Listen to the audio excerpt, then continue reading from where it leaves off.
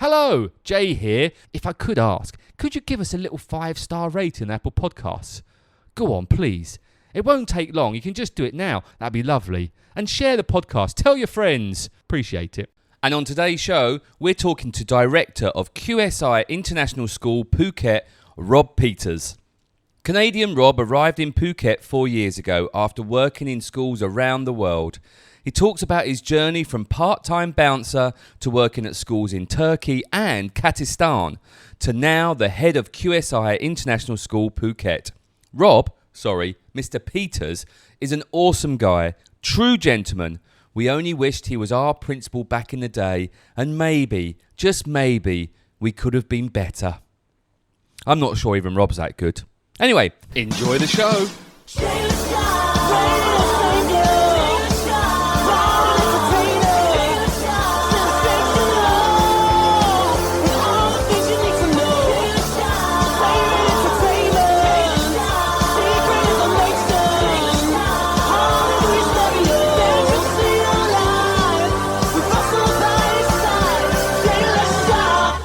Welcome to the podcast. What? It's just your face. Mr. Peters. Do we call you Mr. Peters? You can, Mr. Peters, you can call me Rob. Rob is fine. What do they call you at school? Mr. No, that's Peters. not. You said not to swear on the pod. yeah, exactly. Do you have a nickname? Do you know of a nickname that you've been given? That you're allowed to use. Yeah, not that I know of. Not in this role anyway. Okay. Not that I know of. But I'm fine with any nickname. Like it's okay. What do the kids? How do the kids refer to teachers at the school? Is it Mr. So and so or? It's really Or on we're first really name basis? flexible at the school. It's dependent on the teacher. Some teachers like, Mr. or Miss or Mrs. Some are first name. Some are crew. Like teacher so and so. Not just So Solid Crew. Yeah. We should explain.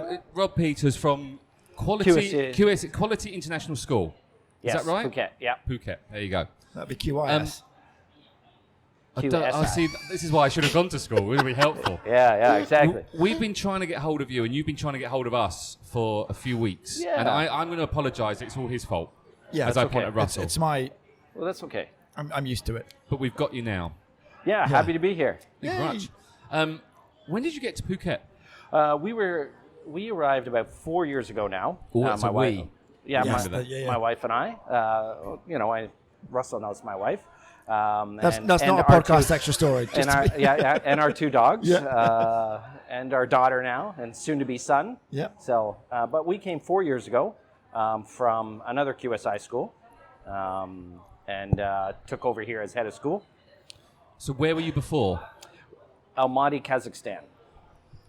Wasn't expecting that. Yeah. Was not expecting that. So we were with QSI there for 3 years, and actually had signed for our fourth when they called me in December on a cold and snowy day, minus 30, and said, "Do you want to move to Phuket?" And I was like, "Let me think about it. I'll give you notice in 24 hours." I called Sarah and said, "We're moving to Phuket." and Stop packing. And then, the deal was on, and away we went. They called a month later and told me the issues with the school. They wanted to make sure they asked me first, during the cold season. Right. Kazakhstan. Kazakhstan, I know yeah. nothing about it. But before we even get, where are you from originally? Toronto, Canada. Okay. We like Canadians. We like Canadians. We've Yep, had you're a allowed. few successful Canadians on the pod. Okay, So they're good. all welcome. Yeah. Talk us through. So, what was Toronto growing up like back in the day? It was great. Toronto's a awesome city. It's multicultural. Great food, great music, great sports. Everything that I love and enjoy. So it's a great place to be, and loved growing up there. I was a sporty guy, so I played lots of sports. And Cool. That's what I did. I can't really say much other than that's it. I played sports. Did you want to go into education from an early age? Didn't actually. Education came on quite late for me. Me too. Don't worry. Yeah. I went to uni late in my mid-20s, and then I'm actually exercise physiologist and was doing sport-specific training for athletes. But it was while doing that job for a couple of years, I really was passionate about working with my teen athletes. Okay. And I wanted to get my master's. And I just made the decision at that time, well, I want to get my master's and I want to go overseas. And I found a program in Australia that gave me my master's, my teaching cert. And I got to travel.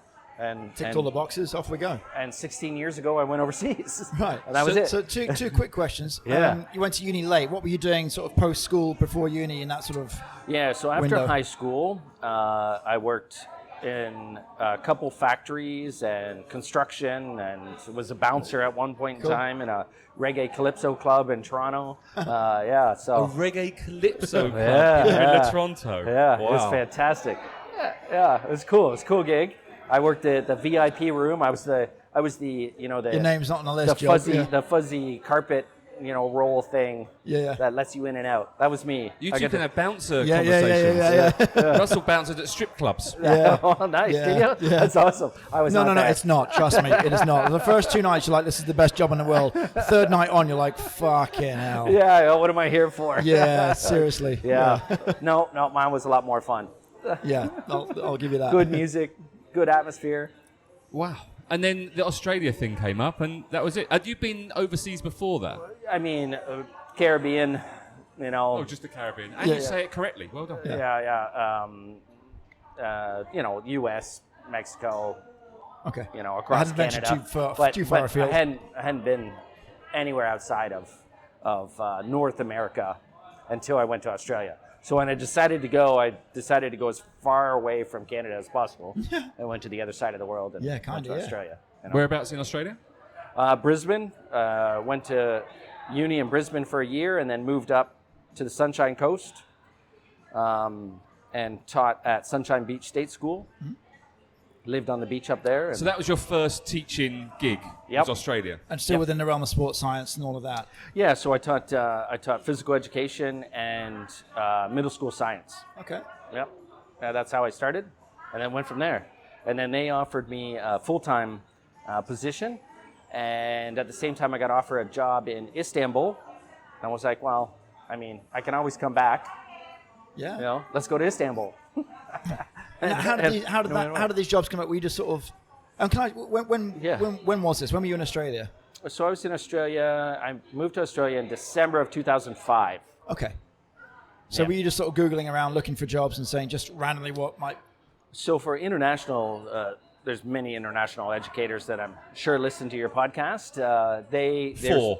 There's Four. four of them. So they'll tell you there's different ways to do it. There is job fairs that you can go to, like education fairs that international schools will go to, and you can hire. And I've been to a few of those, and same organization has a whole online platform where you apply to schools from there, and that's actually how I got the job in Istanbul.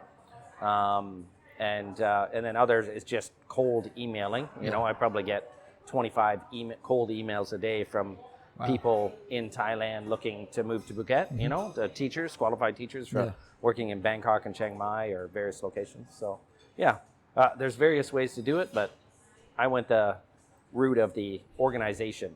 What was Istanbul like? I love Istanbul as a city. It is a must if you haven't been to Istanbul, agree. in my opinion. It's like a cornerstone of civilization, you know, with the Byzantine Empire coming up from the bottom and the Roman Empire coming from the top and meeting in the middle, and it's just such a cool location to be, and all the history that has happened in that Champions city. League final 2005, the Miracle of Istanbul. Absolutely, I'm on board with all of that. Yeah. It was a really great place to live. Are you referring to soccer, Russell? No, football. Okay, just You know, checking. the game you play with the ball in your feet, football. Yeah. Well, I was just helping out our international community, Yeah, such yeah. as Rob here, who is from Canada, to explain that he is referring to soccer. Yeah. Yes. Fair enough. Just trying to help out the listener. Soccer. Yeah, the word invented in England. Soccer. Yeah, that's the Yes. one. Yeah. That's the one. Yes. Yeah. I mean, how long were you in this? I lived in Turkey. I did 3 different stints in Turkey over 3 years. And we went to Istanbul. I went to Istanbul a couple of times actually to watch football. Oh, cool. One time, which was unbelievable. Yeah. In I Istanbul. went Galatasaray. I went to all Fenerbahce's three of one. them. It was a Yeah. Fenerbahce Galatasaray. Champions League game. Yeah, Oh. you have to go to what's the one the lowest one out of the 3. There's 3 different professional teams in the city, and there's the one where like the opposing fans are in a cage. Basically, you don't.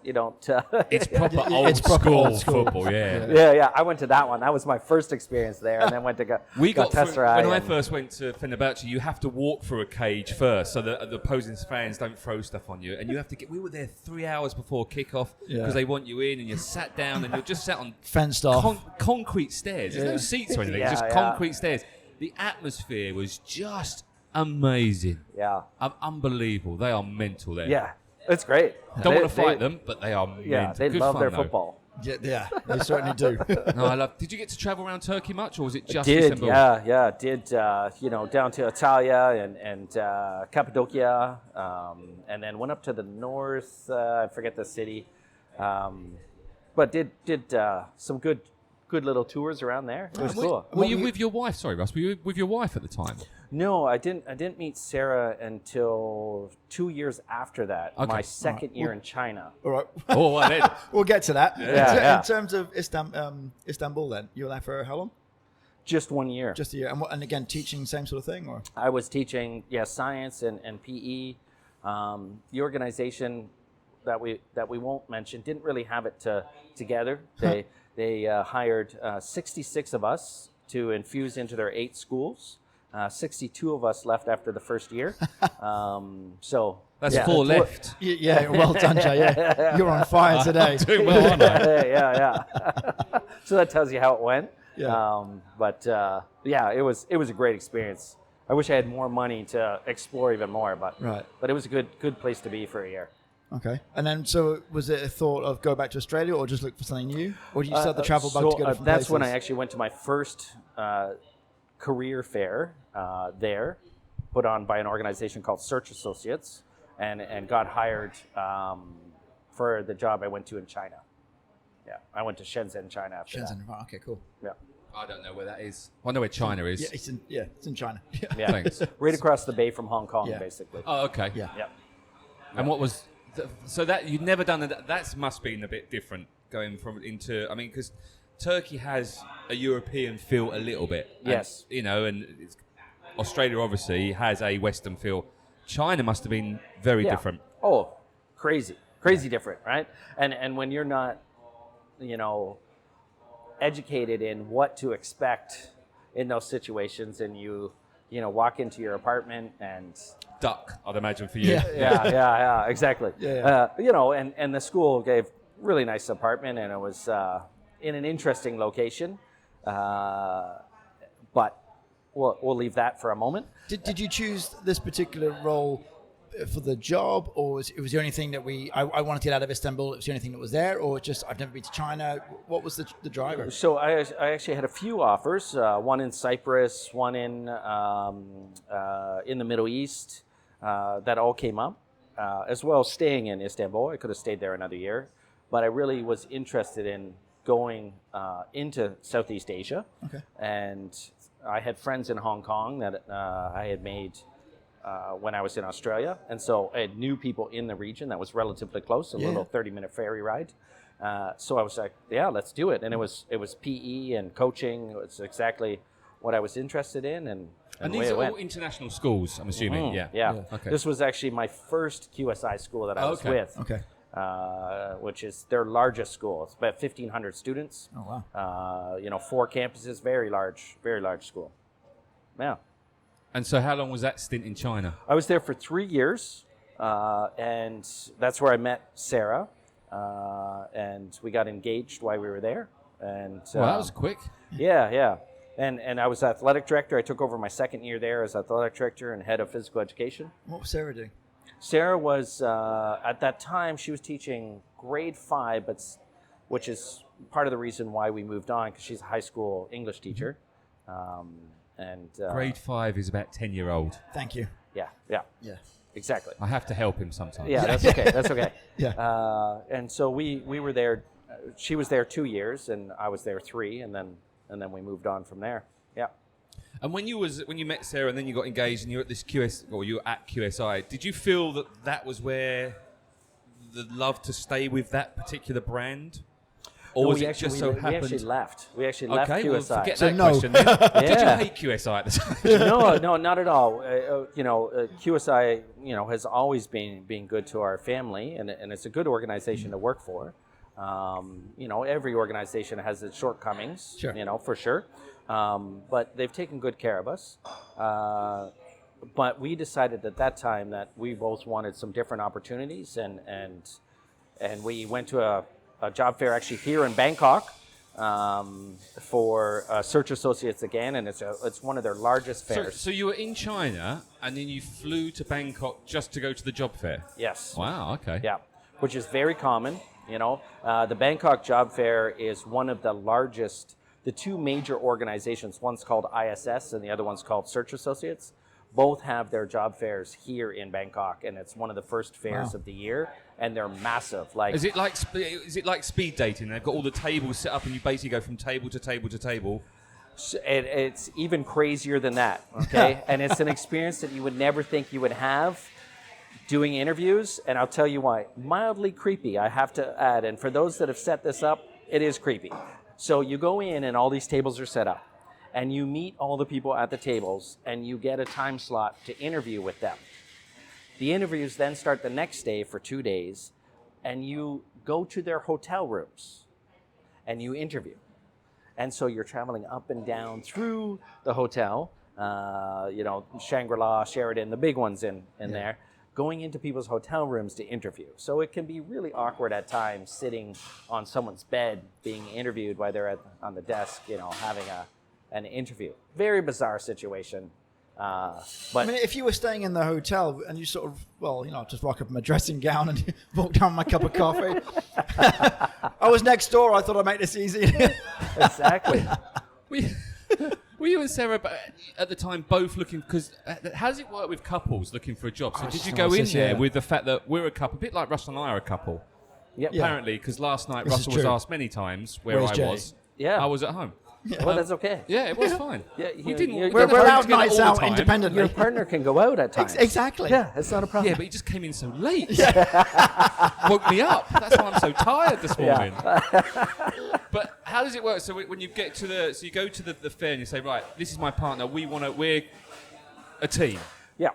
And Yeah, that must limit your Yeah, I must cut down. the opportunities. It does and it doesn't. Most international schools want couples. And in particular, they want couples without dependents. Yeah. That's the number one box. Well, you've screwed that over now, haven't Yeah, you? yeah. Now I'm going to have two dependents. But the reason why is for the cost of getting visas, apartments, everything else like that.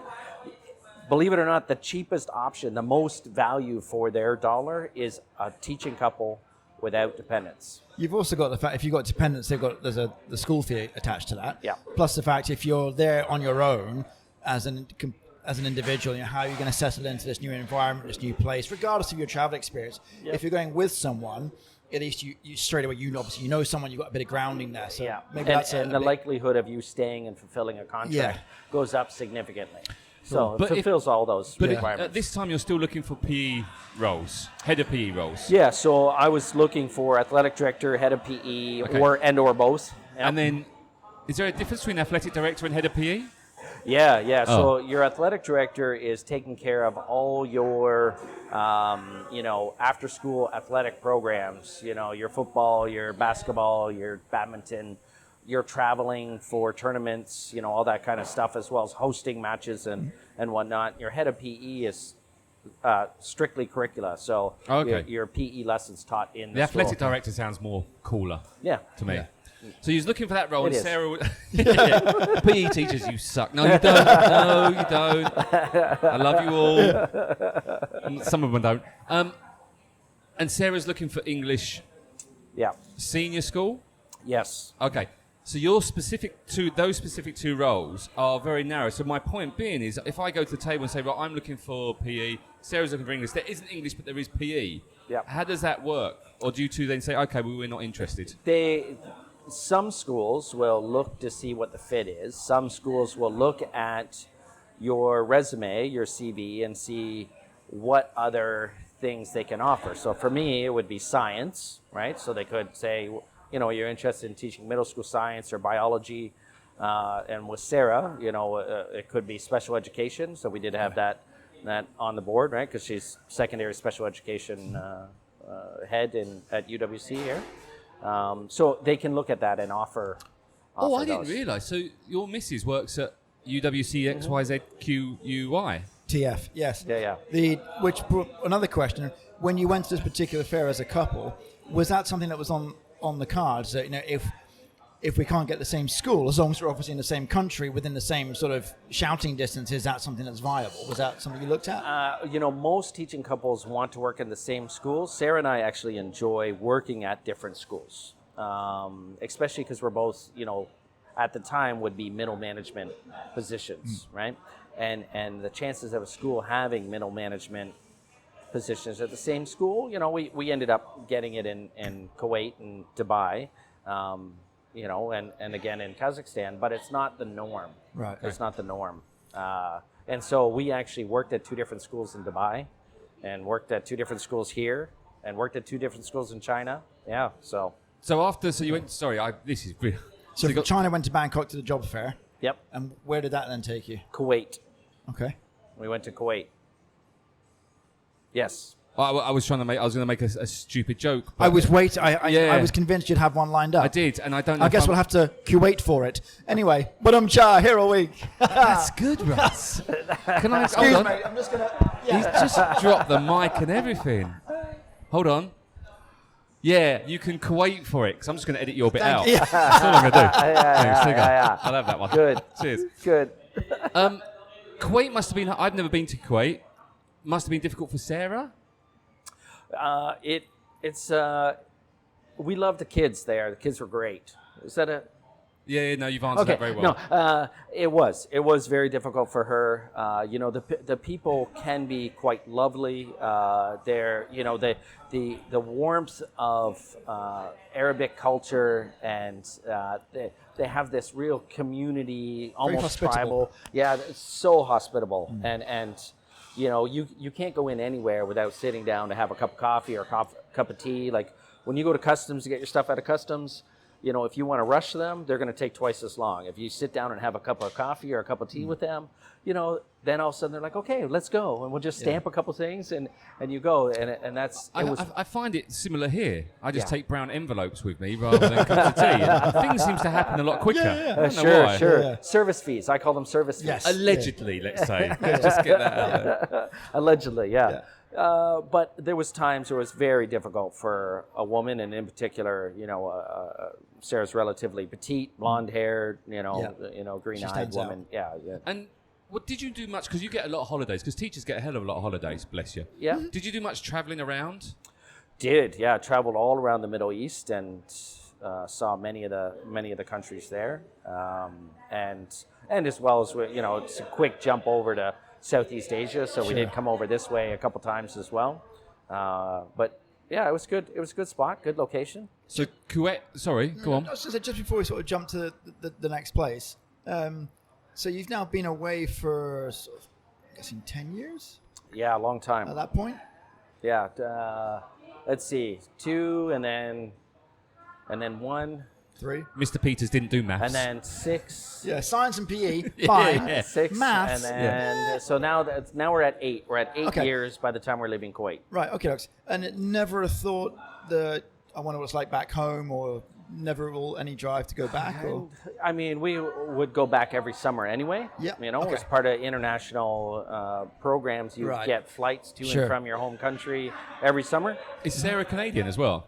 Yeah. Oh, okay.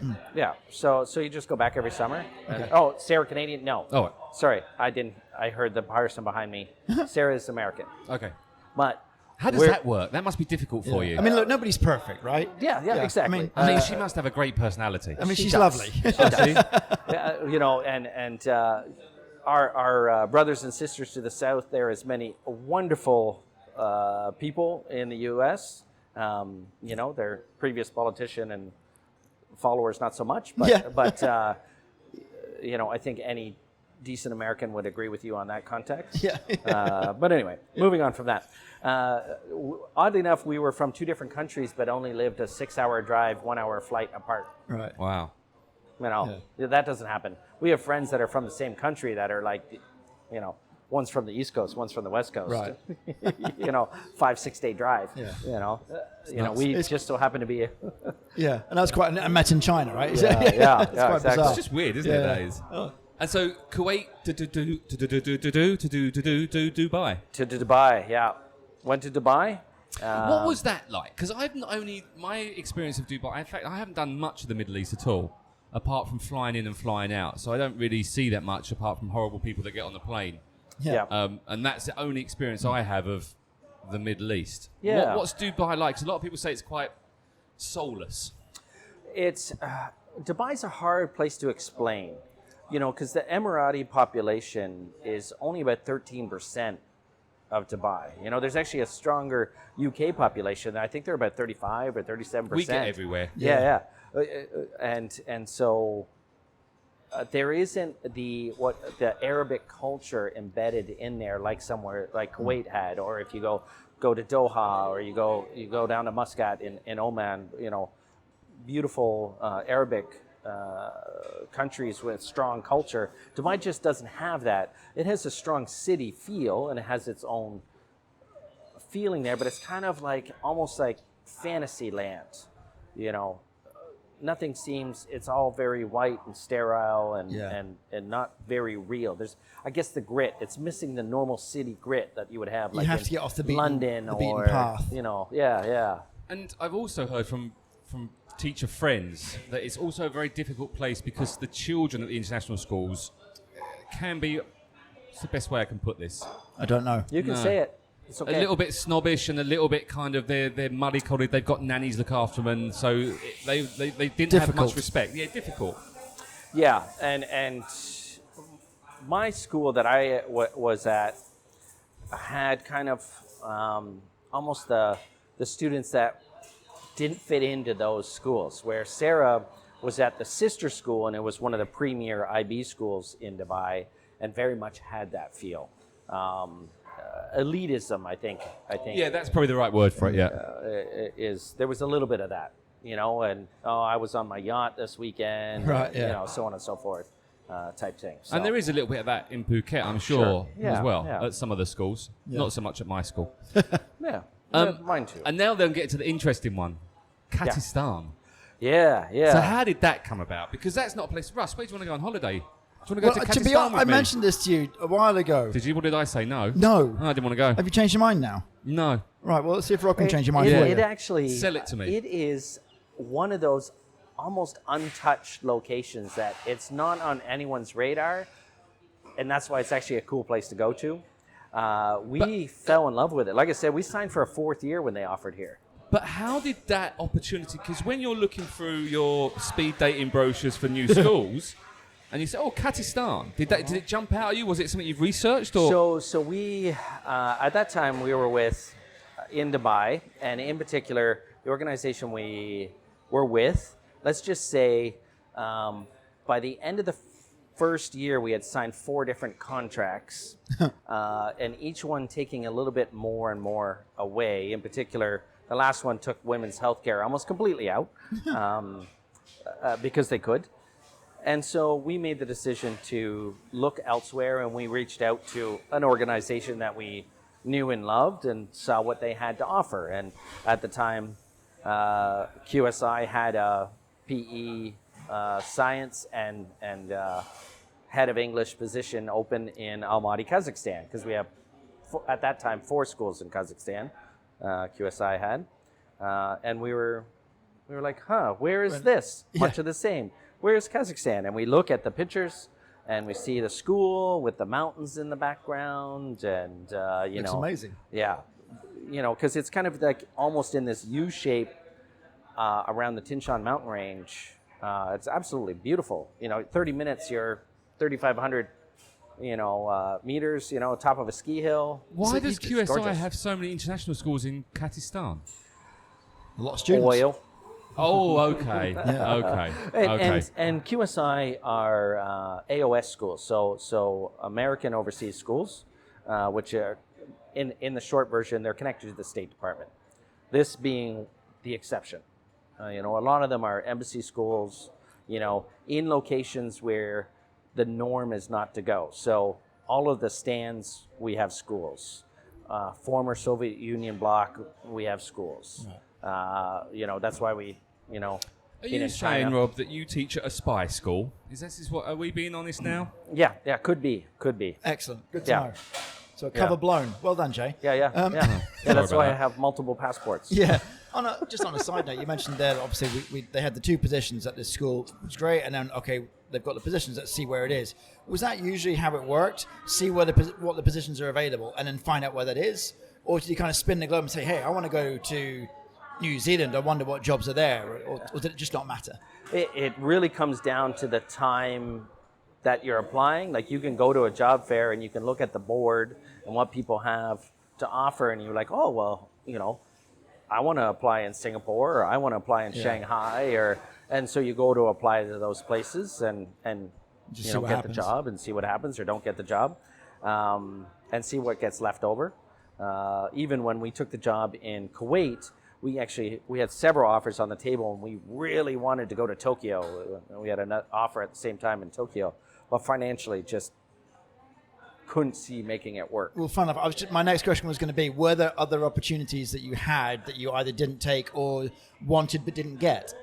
Yeah, we've been fortunate enough that we're fucking awesome and got what we wanted. we would get a lot of the jobs we applied for. We had offers. It's whether the offer actually fit.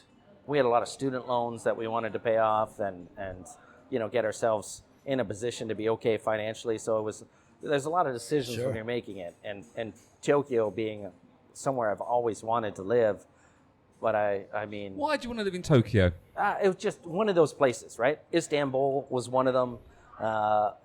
Tokyo is another one that somewhere you wanted to live. Spain is another one. I would love to live in Spain. You got a lot of work to do, son. Yeah. You've got a lot of stamps in your passport. I got a lot to do.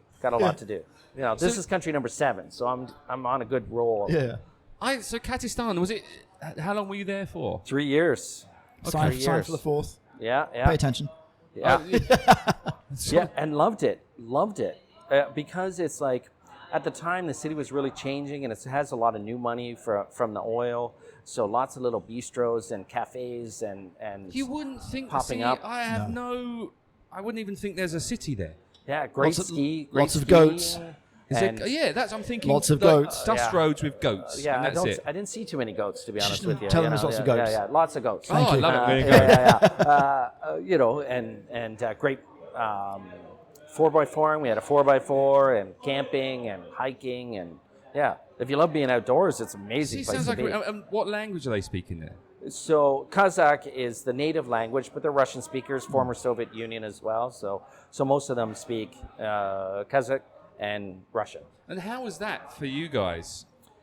Sarah's, we didn't learn Kazakh at all, not without a desire to, but when you're trying to learn the most common language there, it was Russian. So Sarah actually had learned quite a bit. Myself, not so much. Not without a desire. Which would have come in useful. Yeah, exactly. Well, as an athletic director, you're working way too much to have time to learn anything. So your Russian is probably on par with Rocky IV. That's what we're going to put it out yes. there. Yeah. I will break you. Yeah, if pretty he close. dies, he dies. And that's it. That's it. Yeah, that's perfect. That's up with our Russian as well.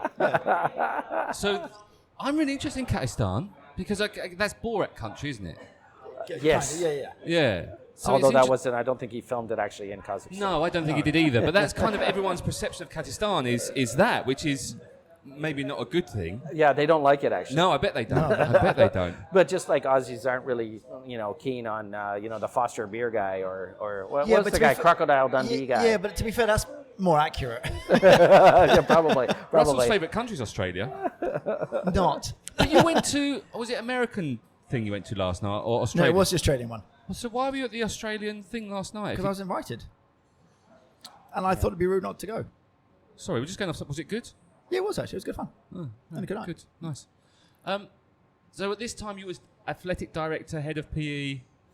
I was athletic Kazakhstan. director in Kazakhstan. Yeah. And when was the decision, right, I want to be the next big wig? I want to So run a school. while I was there, I was moved into a vice principal role. So I was doing scheduling, pastoral care, so on and so forth. Pastoral, isn't that looking after dead people? Discipline. All right. But you don't say discipline, all right? You don't say is that not you're allowed? not Is that word not punishing. allowed? You're not punishing the kids, right? All right, It's so you probably- pastoral care. probably You're dead- you don't want to you're kill them then. That's a bit educating harsh. them on their mistakes. Right. Just Pastoral, slap round the back of the eel. priest. We're back. No, that's No, that's no, not- no, no. That's a Let's dark not side. go down the Yeah, yeah. Catholic. No. Yeah, They gave a lot. don't They go did there. give a lot of care, though, to be fair. Although oddly enough, when I was back to Istanbul, the PE department was responsible for the discipline in the school. So if students got in trouble, the PE department Stepped in showed up. with the cricket bats and the hockey sticks. I bet but the Turks took it though. The Turks are strong as oxes. I tell you what, they take a kicking and they keep getting up. Yeah, That's for sure. I saw some interesting things there.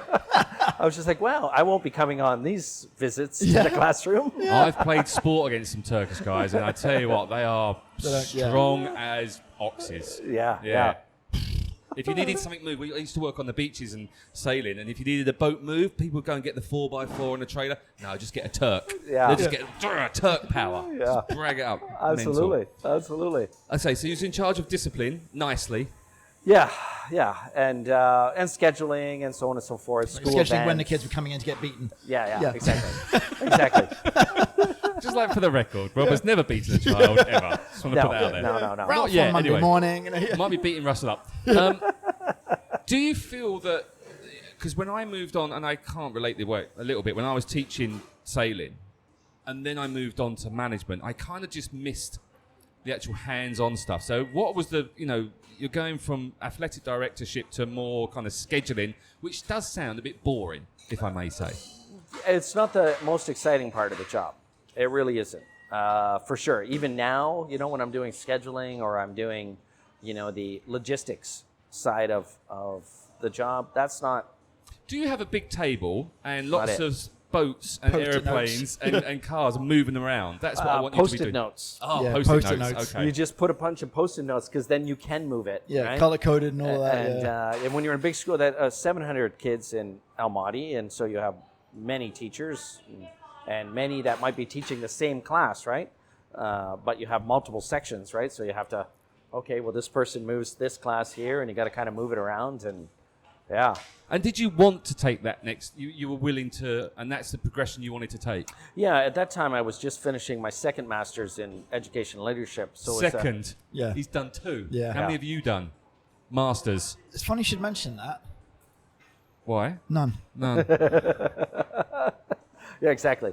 The only Masters you'll do is playing the Rugby 10s Masters, mate. There you go. Yeah, there you go. Yeah. We can stop now. End of. Yeah, fair enough. Kuwait is later. Yeah, so it was kind of a natural progression. It was something I was interested in doing. And did Sarah want to move up as well? Was she very comfortable kind of just being following you, I guess? I'm sure she'd like to move up. She's 5'2". Yeah, exactly.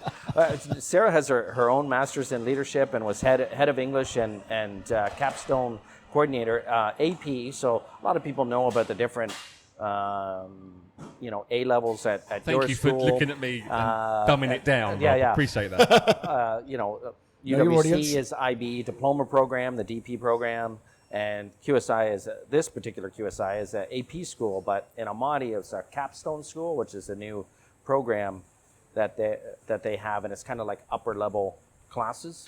And she was the AP coordinator there for the capstone program, so she was already in middle management. But that was part of the flavor of coming here. She came here and got to take a year off. So you came here. Oh, well, how did Yeah. did you come here straight away as head of school? Yes. Okay, so how did that process? Yeah, again. that was, I was there in my last year, and we had signed for a fourth year doing the same role. Basically, QSI doesn't call it a vice principal role, but What does in it call essence, it? So this particular one was kind of a non-title title, activities principal, but they call their principals director of curricular instruction. All right, yeah, okay. It's a very long DCI. title for principal, Yeah. right?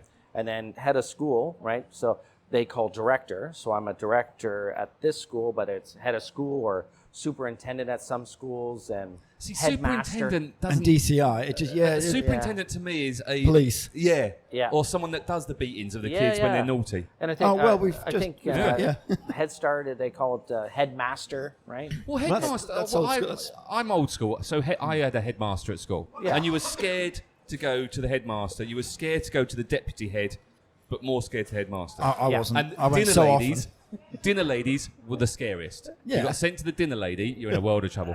Or now you have to call them lunchtime assistants, I believe is the Yeah, expression yeah. for them. Yeah. Fucking dinner ladies. Lunchtime personnel. Oh, lunchtime That personnel. There you go. Jesus. So anyway, so you saw, so the job for Phuket came up as head of school, whatever we want to call it. Yeah. And you yeah. went, bang, I want to do that. I wanted to move up anyway, and I actually was interested in the director of curricular instruction position, to be a principal first before being a head of school, to kind of learn the role a little bit. But this came up, and it kind of seemed to be a perfect fit. Sarah wanted to take a year off anyway, and there wasn't a position, at the school at the time. And so Not until you got there, then all of a sudden, the Yeah. next year, Hey. head of English came up. Yeah. How did that happen? I don't know. yeah. Nepotism isn't big in my. No, not at all. Yeah. But sorry, Mr. Flowers, I'm afraid we're not going to renew your contract this year. We're, just, Exactly. we're downsizing the department. Downsizing. then We're again, getting the American in to speak English, to teach English. Aluminum, that's what we want. We don't want aluminium And anymore. tomatoes. That's it. Yeah, exactly. They would argue that they print more in English than anywhere else too. Yeah. Bless them. Yeah. Fair enough. I'll leave it at that. Yeah. Had you been to Phuket before that? Yeah, a few times. Okay, just on holidays. Yeah, In the on little hollybobs. holidays, and we've diving and whatnot. So I've been here, Koh Samui, Koh Tao. Nice. Yeah, been around. And then the job came up, and you applied, and it was. They just came and actually phoned me up. I think I mentioned it right at the start here. Yeah, They phoned me it's up in cold. December. It was cold and snowy. Yep. And said, do you want to take over head of school in Phuket? I was The like, 60-degree swing. yeah. I was just like, let me think about it, and I'll get Yes. back to you. And that was it. Bang. And then Came. we were off. And how did you find coming to Phuket? Because I guess you'd already been to different countries, so you're kind of used to that expat lifestyle. So just was coming to Phuket just a simple, easy kind of. Yeah, it was, and it was somewhere. It was one of those locations, as we were talking about locations where you want to live. Thailand was always one of those places that Sarah and I wanted to live. Was in Thailand. We like the atmosphere. We'd been here a few times. We like the culture, the food. Obviously, beaches are a good, positive. Climate's good. So it was an easy transition to move down here and move into the role. And how was it with the school being the big boss now? Because you'd gone from not. That's your first Yeah. step up, right? It's a steep learning curve and something that you can't even be taught. It's kind of why I also wanted to, do the next, I did the vice principal thing, do the principal thing, and then do the head of school progress. So you kind of learn each role along the way. So it was a little bit into the fire, and especially a school that had some struggles that needed to be corrected, but it was kind of my area of expertise kind of fit that. Cool. The development. Being a bouncer. Yeah. Bouncer, develop, rebrand, There's many people that didn't even know that school even existed still. I didn't know it existed, I don't true, think. actually. Yeah, until we met 3-4 years ago. It was probably the third year or the first year. I'm trying to work out what it was. Year two we met. Year 2 we met. Yeah. We were introduced by Yvonne. Yep. All right, Lovely yeah, Yvonne. lovely Yvonne. Because we were talking about burgers Yep. at that time. Yep, Because Rob's absolutely. been a passionate supporter of the burger competition. there we go. Yeah. Entering as well as enjoying. Enjoying, There we go. yeah. Oh, cool, yeah, 'cause you were school, last year, school yeah, that's has, right. has been in it twice. That's true. Twice now. And they got third place. Third place this year. Yeah, with That was a Chef good burger. Tan, right? That's From right, yeah. Burgers by Tan. Yeah. How did that relation? Sorry, going to complete because I should explain. So, Rob was interested to bring the school to do the burger competition yeah. back at Boat Lagoon. Was he? I think Yep. that's when you first came in, wasn't it? Was that Yep. one? And so that's how we met, and it was great to have a schooling. Because I never even thought about getting a school, but because I see your shirt now, you worked with two chefs. Two chefs on that one. on that one for 2 years with two chefs. We did, yeah. They were our caterer at the school, obviously, until COVID happened. And now they've shut up shop. They're shut up shop until they can come back and everyone can open. So and then you got Chef.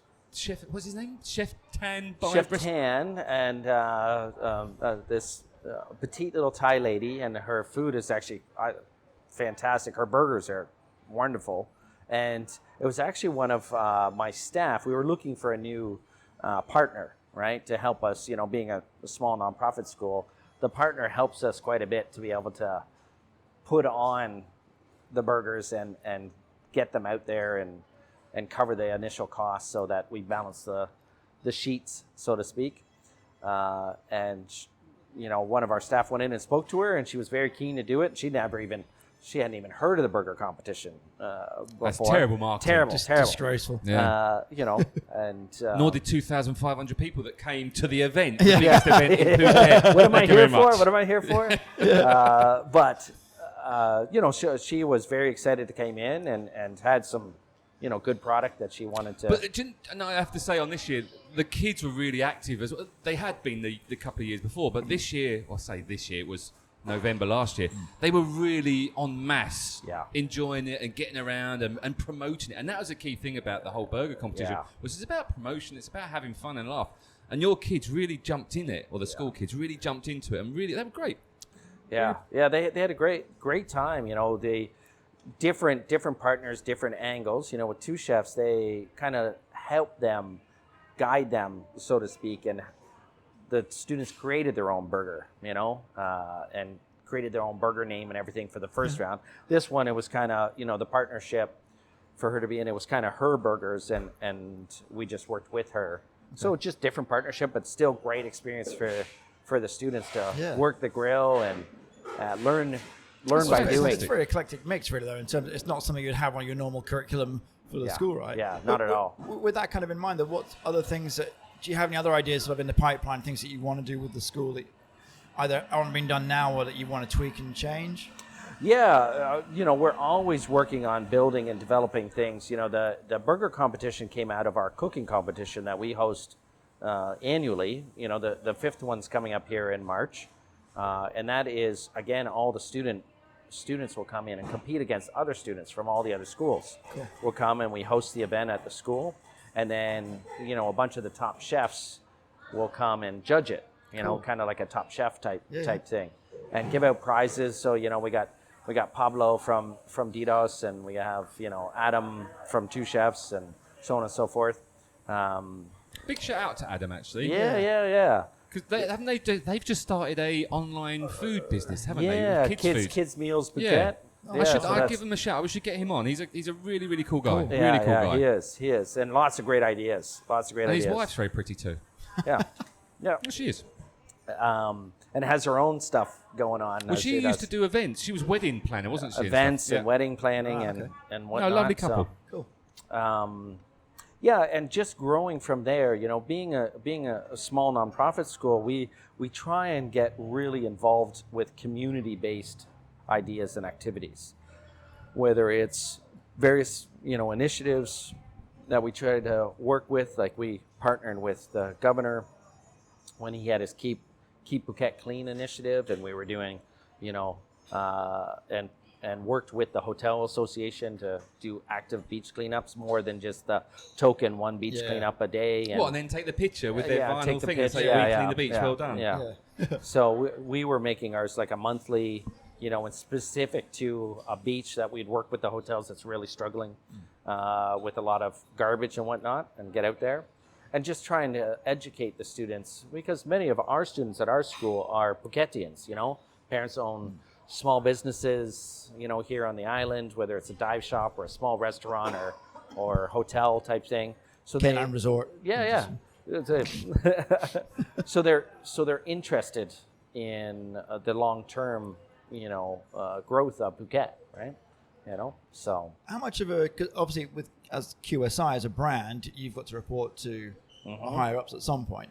And how much of a free hand do you have with what you do here? Do I have to run, I've got this great idea for this school project, it's got to be signed off, or is that just come down to like a financial commitment thing? Yeah. Like if it's going to cost money, we've got to get it It's a signed really, off. really good question. If it costs a significant amount of money, yes, I have to get it signed off by my regional, who may need to get it signed off by, headquarters. Right. Some of the smaller ideas like, the burger competition and those type of things, that's all just run my in-house. initiative. I just Cool. go and do it. It's kind of a multi-tiered things. I tend to report, everything that I do. Even if it's just say, hey, sorry, I did this. Always better to ask for forgiveness and permission, I say. Exactly. But sometimes you have to do it that way. And there is, in part, a corporate model, obviously, that I have to follow. But QSI gives me a little bit of flexibility within that corporate model. Yeah. Sweet. Yeah.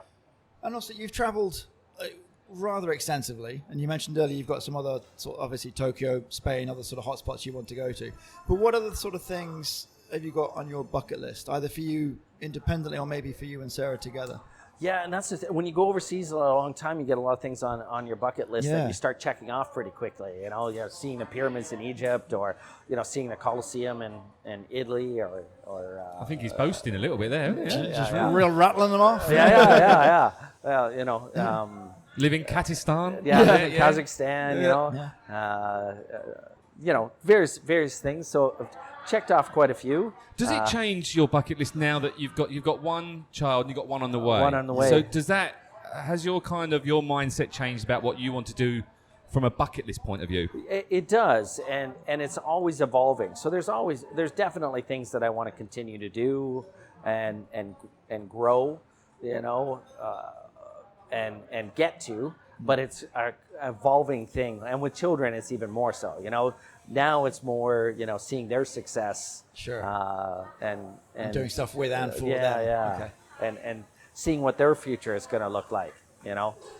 Being an old dog, single for a long time. It's very self-directed bucket list. Now it's becoming, a broader bucket list. Yeah.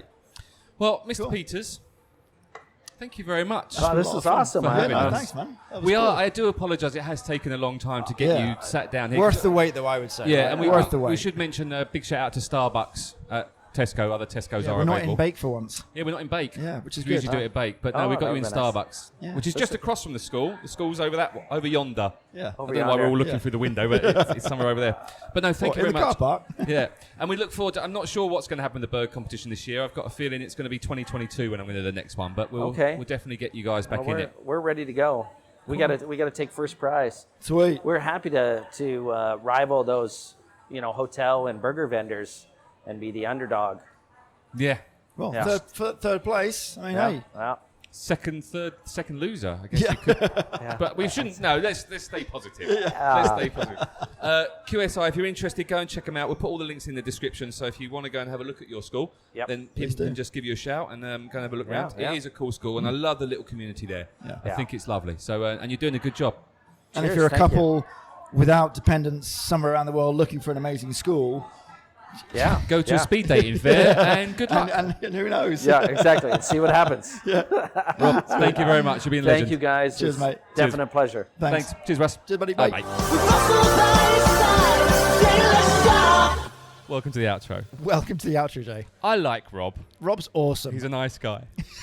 Stop it. Stop it. You can't just giggle. I giggle a lot. It's Okay, looking at Russell's you. giggling a lot because this is about the 8th time we've done this outro. We still sat with Kitty, who you'll hear about next week, but we won't talk about her right now. But Kitty's here, but we'll talk about her next week. Anyway, Rob Peters, Canadian Welcome to the Rob. outro. Welcome to the outro again. Yeah. Rob Peters. Awesome. You like Rob? No, I do. And I've known him a little while through... I got to know them through the dogs. Mika and Summer. Lovely little doggies. What's the dog's name? Mika and Summer. Okay. They're very cool. I got a hamster called Summer. Do you? Yes. Oh, there you go, see. So now they came to me for some training with their doggies when Sarah was very pregnant with their first, and obviously just heard about the story about that. So yeah, but no, cool people, just really. Do you know what I'm impressed about? You know when you meet Go some on. people, Yeah. and they kind of put you back up, and you think, I never want to meet this person ever again. A bit like Kitty from Something, next week's but podcast we'll coming talk up. about that later. Yeah. Whereas other people you instantly warm to and Be just- with, and just so to speak. so to speak. I'm not sure that this is perfect for the Rob. But no, I think the fact that he's he's... warm, genuine, lovely people. He is lovely. Yeah, And do you know what? He had really, really nice teeth. Did you notice his teeth? And I said this. I saw Donna Toon. What's up, DJ Tooney? I saw her the other day. And I said, I interviewed Rob. And she went, he's lovely, isn't he? I said, yeah, no, Rob, he's a great guy. He's brilliant as a headmaster, principal, director, whatever you want to call it. He's worked in Kazakhstan. Really interesting story about Kazakhstan and all this sort of stuff. Their travels. And I said, he's got great teeth. And Donna went, he has got good teeth. Good to know. Next time you look at him, he's got great teeth. It's all I'm going to be able to look at next time I see him. Handsome young man, great teeth. Indeed. And what a journey. Oh, for all the places that they've been. Bless him. And that's, for me, was the thing that really sort of stood out. It's a case of, and it's not people coming to Thailand per se, you could sort of argue, everyone's, let's go to Thailand. But they've gone to some far out places and just, why would you never go been to Finland, though, have they? I don't think. But I think, why not would you to go? But not to say that they wouldn't. No, probably to eat puffins. You'll get that joke, listener, next week. Yeah. We're foreshadowing. But thank you very much. If you are interested in QSI, then you just go to the website of QSI. Yeah, well done, Jay. Just Google. I've put it in the description. Quality schools. I don't know why I always point down and say, I put it in the description. Not that anyone's as if there should be watching. something flashing up on a audio. There'll be a lot of flashing next week on that podcast, I tell you. Like us on Facebook. Follow us on Instagram if you don't know why. There's nothing on Instagram, to be fair. But you can go to Twitter and like us on the old Twitter. But the best place to go is PhuketPodcast.com. And there you can find all our podcasts that we do at Shark 13 Productions. We've got Barkcast, which is by the Russell D. Russell from Canine Point Academy. If you want your dog trained, or you got a dog and you want it to look after for a few weeks or a day. Jay, take a breath. CaninePointAcademy.com. Thank you. We've also got Phuket Property Podcast, which is another one, and a new one that's just out called Storytime by KS Phuket. There we go. But we'll talk about that another time. PhuketPodcast.com. There you go. Look forward to listening to Kitty Cat. Next week is going to be pretty outrageous, I reckon. I think so. We'll wait and see. It's going to be nuts. What do you think, Kitty Cat? Shaking your head at us. Thanks, Russ. Cheers, buddy. Cheers. Bye.